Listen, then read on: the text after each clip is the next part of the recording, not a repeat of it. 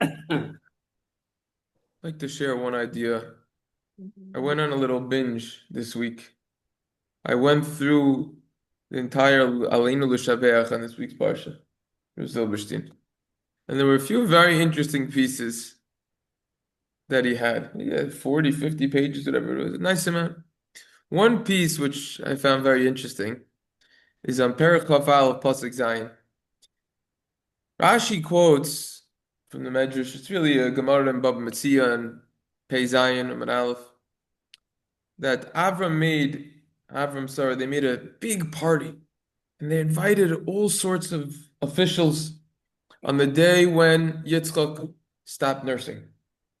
They call it in English weaning. So, what happened over there? What happened was, long story short, is that all of these higher officials, the princesses, they brought their own kids there that were young. Oh, this is Because they said, you guys, Avram, you're not the real parents. Sorry, you're not the real parents. You're old. There were miracles that happened that day, the Gemara says. That what? That the face was similar. Avram and Yitzchak, number one. Number two is that miraculously, the Gemara says that Sarah became like a wellspring. She was able to nurse all of these babies that weren't her own babies to show, because a woman can only nurse if she has a young kid, or else she can't. It's a miracle that Hashem does. Amazing concept. They said, this isn't your kid, it's a random Asufim and Ashuk, a random kid that you picked up. Answer Chaim the Brisk.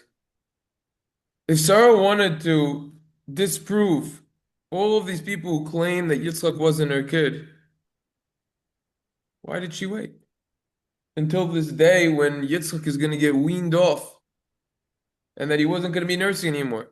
Just prove it earlier. Why wait? Why invite everyone? Why do this whole entire thing over here? Why didn't she invite them originally? She'd wait to invite them. Chaim Brisk answers a fundamental idea based on a Rambam. The Rambam in Hilchos Ishus, Chaf Aleph Yud Beis, says, Hari shirotsto lahanik ben chaver te'im bena. Let's say you have a mother, and she says, I want to nurse my child that I have, whatever the gender is, it doesn't matter. And simultaneously, I want to nurse another child as well.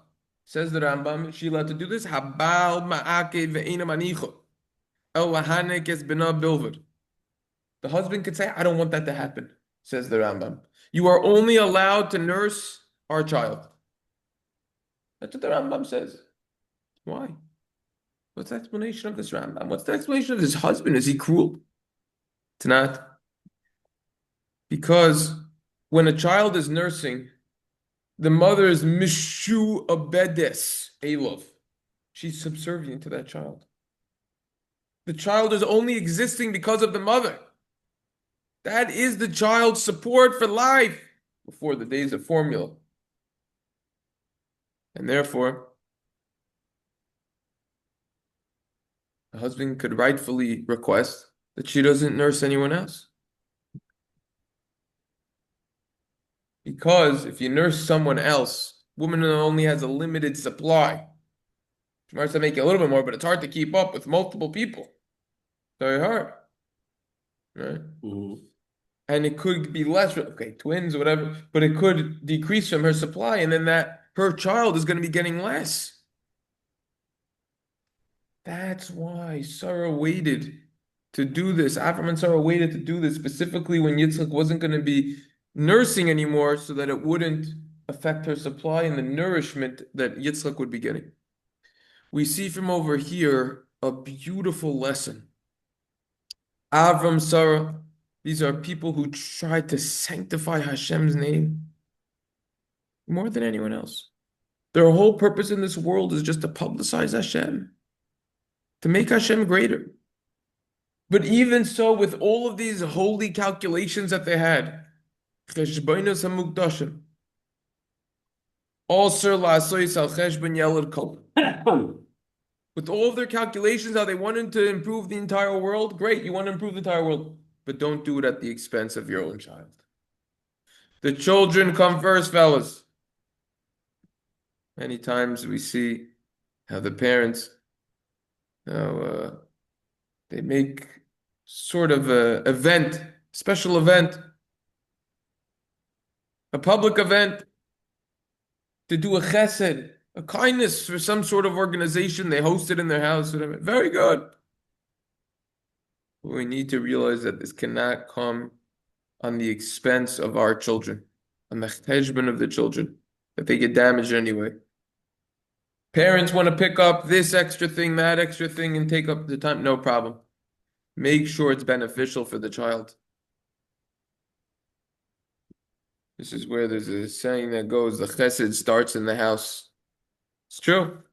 Everyone wants the honor, the prestige, so to say. That's what most people care about in life. Money. Everyone wants that. Yeah, you look like you're doing good when it's in front of other people, but what's happening at home? You're caring for the kids properly. From my limited experiences at my young age, 35, my oldest is 5 years old, 4 kids. But the time to get things done when it won't affect the children is when they're sleeping after 9:30. That's it. You want to do whatever you want, do it from 9:30 to 7 in the morning, 6:30 in the morning, whatever it is. That's the time. But if it's anywhere on those day hours where the kids are there, you have to be careful. It's a all common occurrence nowadays. Parents are not giving their kids enough time. That's what it is. Parents have to, that's another discussion of itself. Spouses have to set aside time for each other. Gets busy, very busy. But parents have to set aside time for kids. It's all too common. You see a parent at a playground or something with the kid and the parents on the phone in the middle of a business call or something. Save the call for another time. Say, I'm with my kids now. I'll call back another time. You see all these sorts of things. You see parents, kids. It's not uncommon. I remember we went to a nicer restaurant and we were there. The parents, the kids were a little older, whatever. I'm not making this up. It was a family of around five altogether with the parents. I think every single person was on the phone. What's the point of doing that over there? There has to be time. It can't be on the cheshbon of someone else. That's the point that we learned from over here. Stop it.